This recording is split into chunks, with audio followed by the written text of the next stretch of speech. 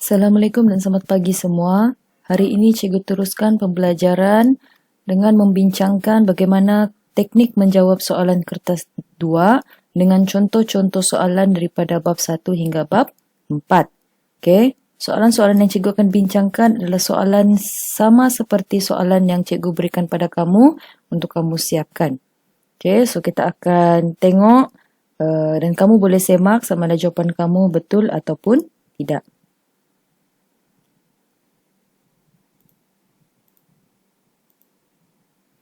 Okey, so ini contoh soalan satu yang cikgu bagi. Ini adalah contoh soalan bagi persamaan perekaunan. Okey, so yang pertama biasanya soalan akan bagi kamu penyata kedudukan kewangan. Okey, soalan yang begini dia boleh jadi dua bentuk. Sama ada dia memang bagi bentuk penyata kedudukan kewangan atau dia bagi dalam bentuk senarai. So, senarai itu maksud dia kalau yang macam kenderaan, alatan pejabat, bank, dia senarai. Dia tidak kasih asing dekat dia punya komponen. So, kamulah yang kena tentukan mana satu bahagian aset, mana satu bahagian equity pemilik, liability. Okay? So, macam ni senang. Soalan macam ni senang, dia sudah tentukan. Jadi, bila kamu buat jadual persamaan perekaunan, kamu sudah boleh susun ikut kategori, ikut komponen. Asset, liability dan equity pemilik. Okay. Dan yang di bawah ni adalah urus niaga yang berlaku pada bulan April 2019. So kalau kamu nampak sini, dia tidak bagi dalam bentuk tarikh, dia bagi dalam bentuk Roman. So, bila kamu record dalam jadual persamaan perekaunan, kita akan masukkan bahagian tarikh tu dengan nombor Roman ni. Okay. Okey, so soalan yang cikgu bagi sebelum ni dia sudah bagi kamu bentuk jadual persamaan perekaunan. Sekiranya dalam SPM soalan dia bagi macam tu, dia siap sudah bagi kamu template. Itulah template jadual persamaan perekaunan, kamu kena ikut dia punya susunan. Okey, jangan kasih terbalik-terbalik dia. Kalau contoh soalan tu sudah bagi, kena ikut. Kalau soalan tidak bagi, baru kamu boleh susun sendiri. Okey.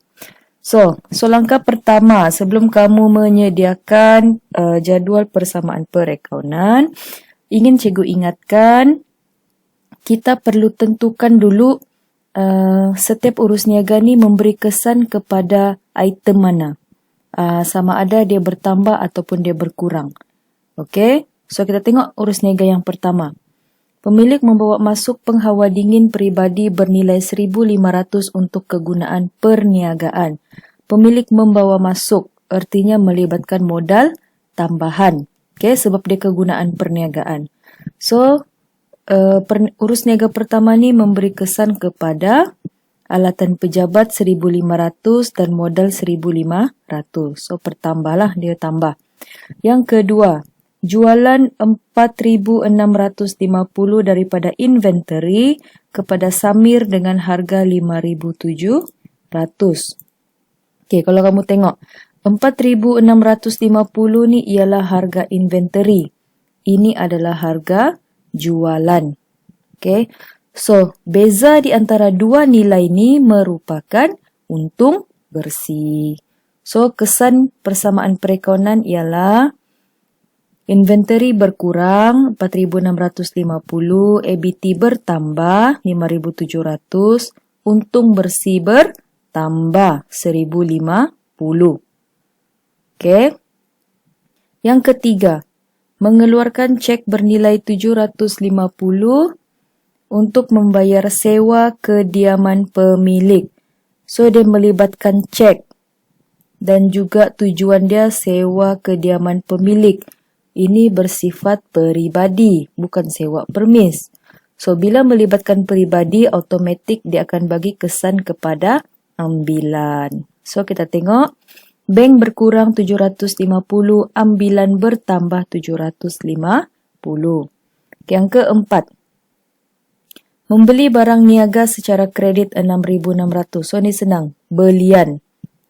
Belian secara kredit 6,600. So, dia melibatkan akaun belum bayar dan juga inventory. So, inventory bertambah, akaun belum bayar juga bertambah. Yang kelima, Sekeping cek diterima daripada Puan Hani bernilai 550 dipulangkan kerana didapati cek tak laku. Okey, cek tak laku. Maksud cek tak laku ni ialah kamu sudah rekod penerimaan wang, kemudian kamu perlu keluarkan balik kerana cek tersebut tidak dapat ditunaikan. Okey, jadi bila duit dalam bank kamu kurangkan, automatik akaun belum terima akan bertambah. So, sepatutnya kamu rekod macam ni lah. Bank berkurang, akaun belum terima bertambah. Okey, seterusnya yang keenam. Membayar pembekal Anor 5,720 dengan cek dan menerima diskaun 320. Ini nilai cek. Okey, ini nilai diskaun. So, sebenarnya akaun belum bayar kamu nilai dia adalah 5,720 tambah dengan 320. So, kesan urus niaga ialah bank berkurang 5,720. Akaun belum bayar berkurang 6,040 sebab kamu dapat diskaun 320. So, bila kamu terima diskaun, untung bersih bertambah. Okey. Yang terakhir, membayar gaji pekerja 900 dengan cek. Okey, so dia melibatkan gaji pekerja dan juga cek, artinya bank. So, kesan dia ke atas bank berkurang 900 dan untung bersih berkurang 900. Okey, so bila kamu sudah tulis kesan-kesan tersebut di setiap urus niaga, baru kamu pindahkan ke dalam persamaan perakaunan. So, sepatutnya jawapan kamu seperti inilah. Okey, yang pertama baki di atas. Okey, baki kenderaan, alatan pejabat, bank, inventory, ABT, modal, untung bersih, ABB dan ada satu petak ambilan. Kalau kamu tengok jadual yang dia bagi, ada petak ambilan. So, kena tulislah. Dan sini kosong sebab belum ada amount ambilan. Okey, yang pertama tadi alatan pejabat, modal, kedua inventory, ABT, untung bersih dan seterusnya. Okey, kalau pertambahan kamu tulis tambah ataupun kamu tidak tulis apa-apa pun boleh, tapi sebaiknya tulis tambah lah. Okey, manakala kalau tolak, sama ada kamu tulis tolak ataupun kamu tulis dalam kurungan. Okey, selepas kamu siap memindahkan maklumat tadi ke dalam jadual persamaan perakaunan, jumlahkan. Okey, so kamu jumlahkan kenderaan, alatan pejabat, bank, inventory, ABT, modal, untung bersih, ABB dan juga ambilan. Seterusnya, kita jawab persoalan kedua. Dia minta kamu sediakan penyata kedudukan kewangan pada 30 April 2019. So, kita buat bentuk T. Kalau persamaan perakaunan, penyata kedudukan kewangan lebih mudah kita buat dalam bentuk T. Okey. So, aset bukan semasa. Kita asingkan. Aset bukan semasa. Kemudian aset semasa. Jumlahkan. Kemudian equity pemilik. Okey. Kebanyakan cikgu tengok kamu salah buat bahagian equity pemilik. So, ini dia punya susunan. Tolong take note. Modal dulu. Tambah untung bersih. Kalau dia positif sini, tambahlah. Kalau dia negatif, artinya tolak rugi bersih. Okey, yang ini positif, so dia tambah untung bersih. Jumlahkan dahulu, baru tolak ambilan. Okey, dapat ini. Di bawah sekali liability semasa. Akhir sekali jawapan sebelah debit dan sebelah kredit mesti sama. Okey, so ini cara penyelesaian untuk soalan jadual persamaan perakaunan. Okey, so kita tengok contoh soalan yang kedua. Okey, kedai hiasan KH memulakan perniagaan pada 1 Februari 2011 dengan melaburkan wang sebanyak 50,000 dan membuat pinjaman sebanyak 10,000. Semua wang tersebut telah dimasukkan ke dalam bank. Okey, sepanjang bulan Februari, dokumen perniagaan beliau adalah seperti di lampiran A. So, kalau kamu tengok contoh soalan kedua ni, dia minta kamu sediakan jurnal jurnal jualan, jurnal belian, jurnal pulangan belian dan juga buku tunai. Okey. Langkah pertama, untuk soalan dokumen perniagaan dipindahkan ke dalam buku catatan pertama. So, langkah pertama kamu kena tentukan dulu dia masuk, urus niaga ni masuk dalam buku catatan pertama apa. Okey. So, yang pertama ada di bahagian atas ni. Di mana dia mulakan perniagaan dengan nilai bank RM50,000 dan pinjaman RM10,000. Semua wang tersebut telah dimasukkan ke dalam bank. So, ini rekod dalam Jurnal Am. Okey, rekod dalam Jurnal Am. Yang kedua, kita tengok dokumen yang pertama ni, invoice. Okey, kamu nampak kata kunci dia dokumen invoice asal. So, bila invoice asal bermaksud belian kredit.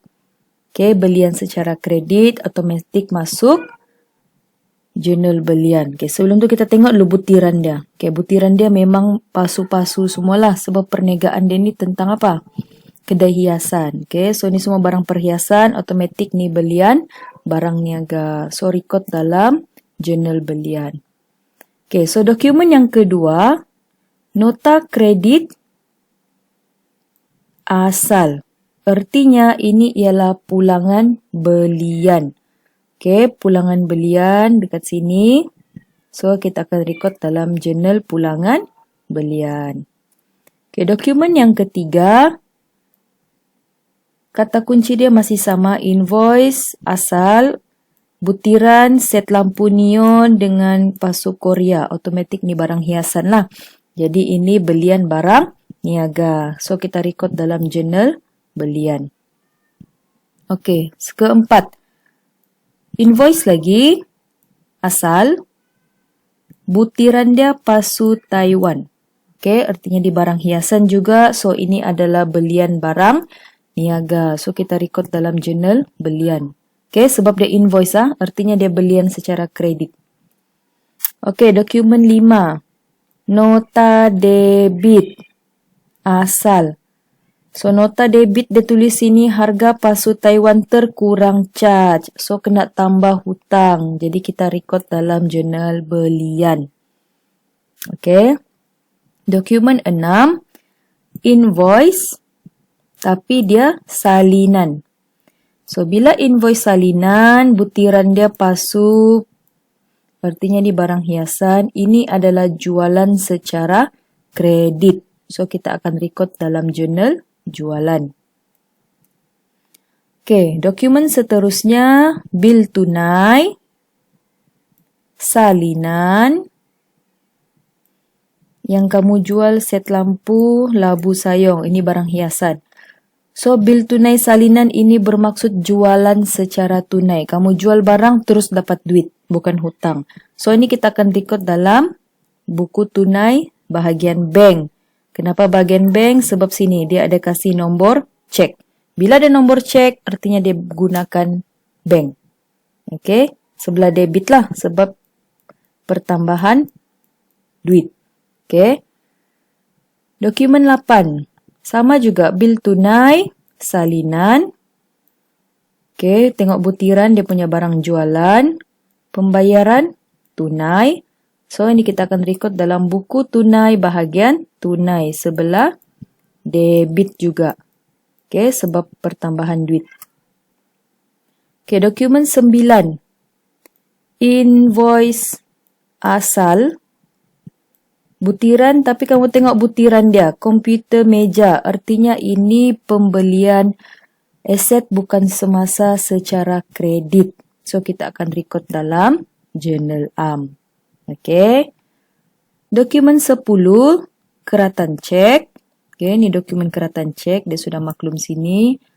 Menjelaskan sebahagian invoice. Nilai yang kita ambil adalah yang ini. Okey, bahagian cek ini 1,000. So, ni kita akan rekod dalam buku tunai sebelah bank bahagian kredit. Okey, sebab kamu bayar, artinya duit kamu berkurang. Okey, dokumen 11. Memo. So, memo ni urusan dalaman perniagaan. Dia kata sini, 2 unit pasu Taiwan dihadiahkan kepada ibu sempena hari jadi bernilai RM40. ambilan peribadi sebab dia ambil barang niaga untuk dia bagi dekat ibu dia. Okay. So, kita akan record dalam jurnal am. Okay, dokumen 12. 27 Februari. Ini pun keratan cek.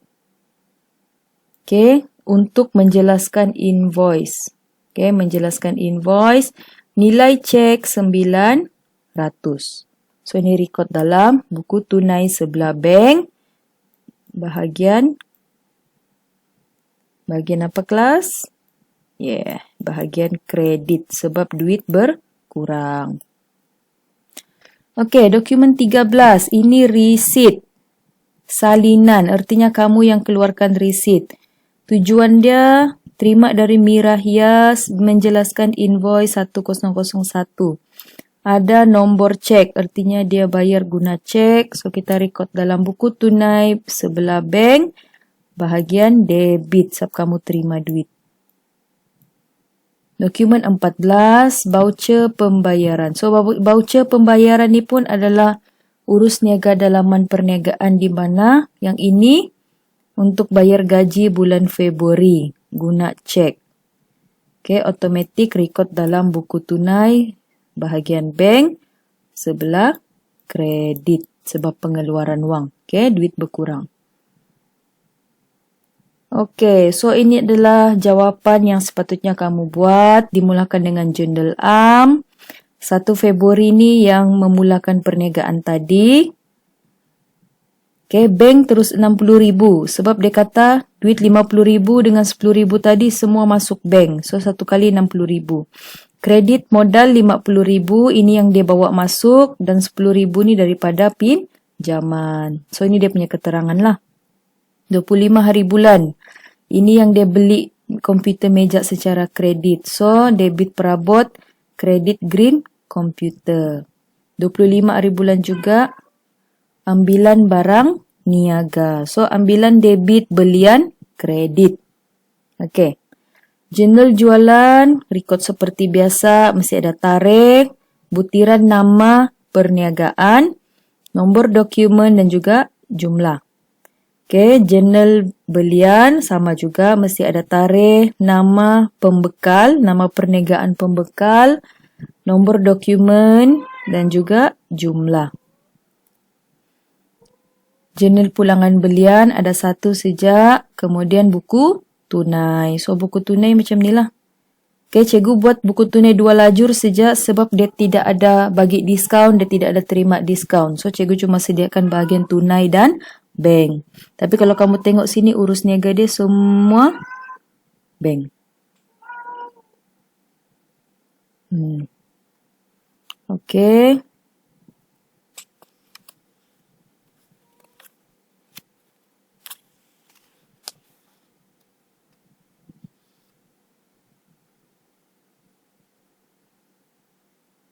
Okey.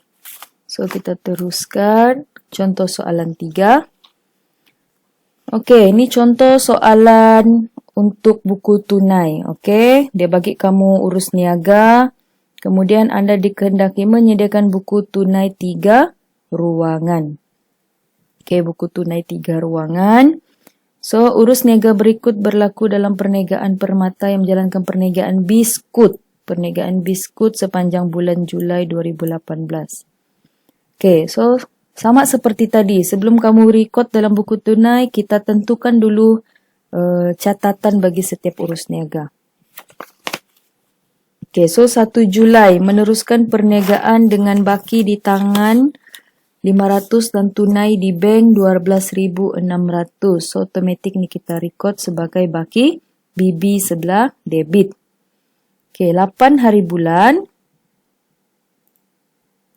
Okey, 8 hari bulan, jualan tunai, biskut moden 1,100. Jualan tunai, artinya kamu terima tunai, debit. Okey, sebelah debit pertambahan. 16 hari bulan, bayar hutang kepada pembekal Anika 3,600. Terima diskaun 170. Nombor cek. Bila dia bagi nombor cek, automatik melibatkan bank. So, kita akan record bank sebelah kredit sebab pengurangan tunai dan record diskaun. 170. 17. Terima tunai daripada Bakery Zizan 1,900. Beri diskaun 150. So, ini kamu terima tunai. Dia tidak bagi nombor cek. Artinya kamu record sebelah tunai, debit dan juga diskaun. 23. Beli lengkapan, ada nombor cek. So, kita bayar guna bank, sebelah kredit. Bayar sewa permis, dia bagi nombor cek juga. So, bank sebelah kredit. 26 hari bulan, belian biskut tradisional 2,300 guna nombor cek. So, kita bayar guna bank sebelah kredit. Jualan tunai perabot, terpakai 1,200. Jualan tunai perabot terpakai, so tunai sebelah debit. Terima komisen secara tunai 500. Okay, so kamu terima lagi tunai sebelah debit. Memasukkan tunai ke dalam bank 4,000 sebagai modal tambahan. So, bank kamu bertambah. So, record sebelah debit. Jualan biskut tradisional dan menerima cek 1,517. So, kamu terima cek. Automatic bank lah sebelah debit. Dan yang terakhir, memasukkan tunai 2,000 ke dalam bank. So, yang ini bank debit, tunai kredit. Ini catatan kontra. So, jawapan kamu sepatutnya seperti ini. Sediakan template buku tunai. Dia minta 3 lajur. Artinya ada lajur diskaun, tunai dan juga bank. Begitu juga sebelah kredit, diskaun, tunai dan juga bank. Okay, so semua ni kamu record seperti yang kita bincangkan tadi. Okay, sewa tadi di soalan tiada nilai. So, cikgu letak 1,500. So, kamu pun take note 1,500. Okay, seperti biasa, jumlahkan bahagian yang besar letak di sini. Kemudian, baki HB adalah bahagian yang kecil. So, sekarang yang kecil sebelah kredit. Kemudian, buat baki BB awal bulan berikutnya di sebelah debit. Okey, jelas ha? Okey, ini contoh soalan 4. Okey, ini Puan Alia menyimpan buku tunai runcit mengikut sistem panjar. So, ini soalan buku tunai runcit. Okey, dia kata nilai panjar berjumlah 200. Pada 1 Jun 2020, baki tunai runcitnya RM28. Okey, kamu tengok. Baki tunai runcit 28. Nilai panjar mesti 200. So, bayaran balik oleh ketua juruwang. Ini yang kamu kena kira. So, nilai dekat sini kamu kena buat ialah 172. Macam mana cikgu dapat 172? 200 tolak 28. Dapat 172. Okey, kita tengok urus niaga seterusnya. Beli cartridge pencetak RM62. So, cartridge pencetak kita akan record sebelah alat tulis. Okey. Kemudian beli penyegar udara 45. So, tu record dalam belanja runcit. Okey, belanja pembersihan pun kita masuk dalam belanja runcit sebab dia tidak pelbagai. Beli fail dan kertas pencetak, ini record dekat alat tulis. Gaji kerani 900, ini tidak perlu masukkan. Sebab kamu tengok nilai panjar kamu sejak pun 200. So, ini 900. Tidak boleh guna buku tunai runcit. So, soalan diminta kamu lengkapkan buku tunai runcit bagi bulan Jun. Tunjukkan bayaran balik pada 1 Julai. So, jawapan kamu sepatutnya beginilah. Okey. Oh, maafkan cikgu. Cikgu lupa tulis tajuk sini. Sepatutnya ada tajuk buku tunai runcit. Okey. So, record 1 Jun mula dengan baki BB. Dia kata ada baki di tangan dia RM28. Kemudian dia terima duit daripada ketua juruwang. So, butiran dia bank 172. Dan kamu record ikut urus niaga tadi. Cartridge, penyegar udara, belanja pembersihan dan juga fail dan kertas. Kemudian kamu jumlahkan. Sini mesti 200 ikut nilai panjar. Yang ini nilai perbelanjaan. Ini jumlahkan mengikut kolom. Kemudian jumlahkan baki HB kamu dapat daripada jumlah besar 200 tolak jumlah pembayaran. So, RM19. Soalan minta kamu rekod sampai Julai 1 hari bulan. So, tulis Julai 1 hari bulan baki BB RM19 dan bank 181. Okay. 181 ni dapat daripada mana? Dapat daripada sinilah. Jumlah perbelanjaan sebelum ni. Ataupun 200 tolak RM19, kamu akan dapat 181. Okey, ni soalan terakhir. Ini soalan buku catatan pertama tapi dalam bentuk urus niaga, bukan bentuk dokumen. Okey.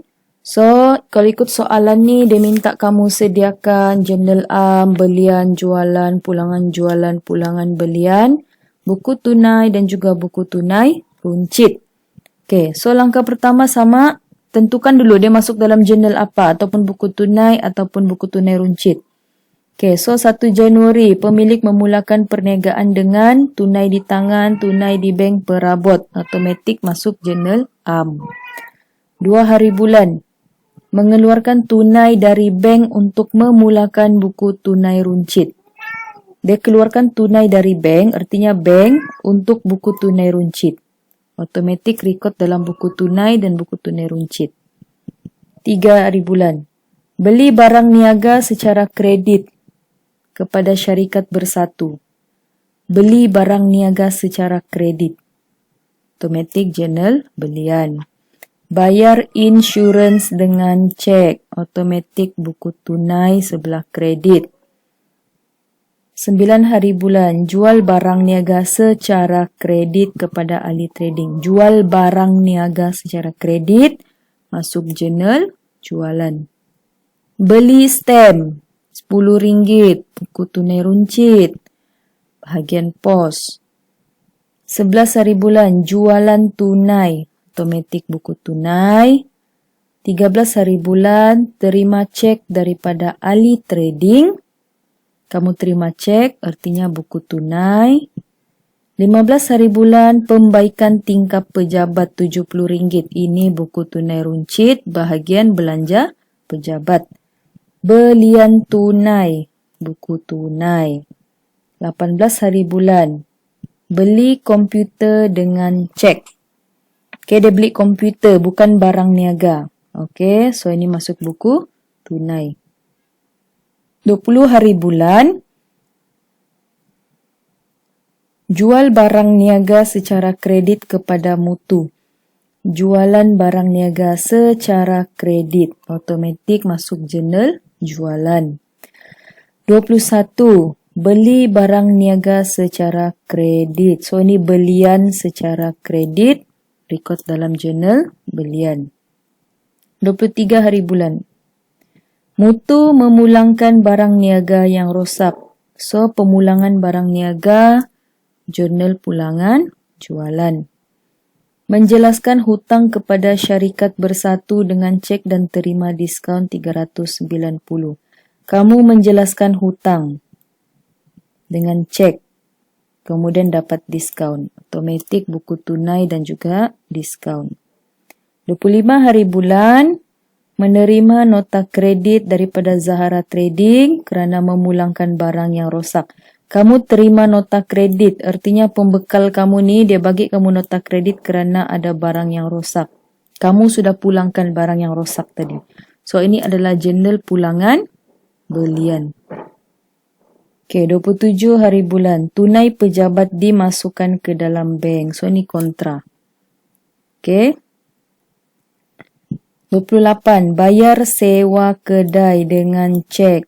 Automatik buku tunai.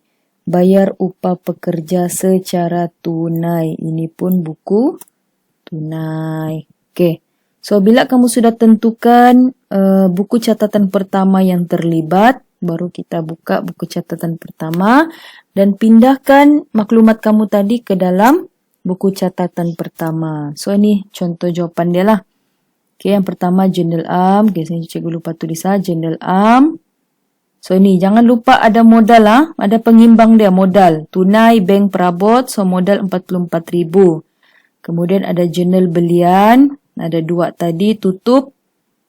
31 hari bulan akaun belian. Ini mesti tulis. Okay? Kalau dia debit, debit lah. Kredit, kredit. So, jurnal jualan sama juga. Record ini kemudian jumlahkan. Akaun jualan sebelah kredit. Jurnal pulangan jualan. Ada satu saja, jumlahkan juga.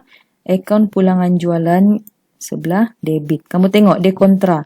Kalau akaun jualan kredit, akaun pulangan jualan sebelah debit. Begitu juga jurnal pulangan belian.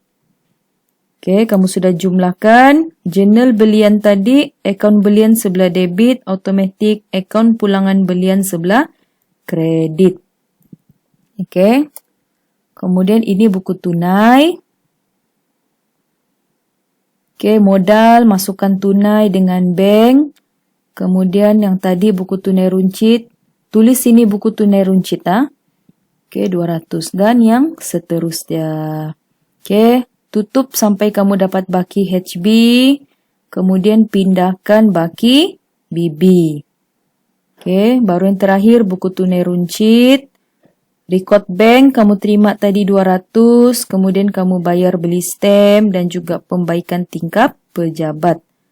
Sama juga, tutup sehingga kamu dapat baki HB 120 dan buat catatan awal bulan berikutnya baki BB 120 dan bank 80. Sebab dia punya nilai panjar memang 200. So, sini pun nilai dia mesti 200. Okey.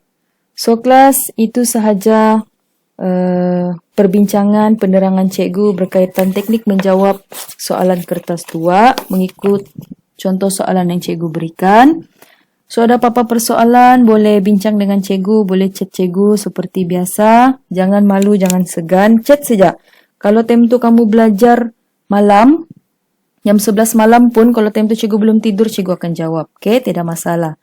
So, buat pembetulan mana yang silap, ulang kaji, buat lagi latihan yang sama, atau cari latihan yang lebih kurang sama untuk kamu buat.